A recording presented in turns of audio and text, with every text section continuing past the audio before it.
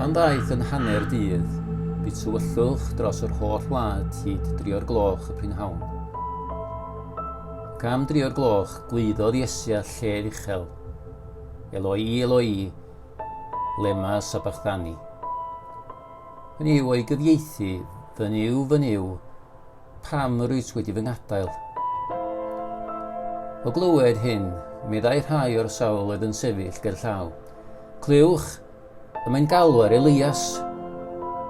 Credodd rhywun a llenwi sbwng a gwin sur, a'i ddodi ar flaen gwiawlen, a'i gynnig iddo i yfed. Gadewch i ni weld, meddai, a ddaw Elias i'w dynnu fi lawr. Ond roes Iesu lef uchel, a bu farw. A rhwygwyd llen y deml yn ddwy, o'r pen i'r gwaelod. Pan welodd y canwriad a oedd yn sefyll gyferbyn ag ef, mae gyda gwaed felly y bu farw.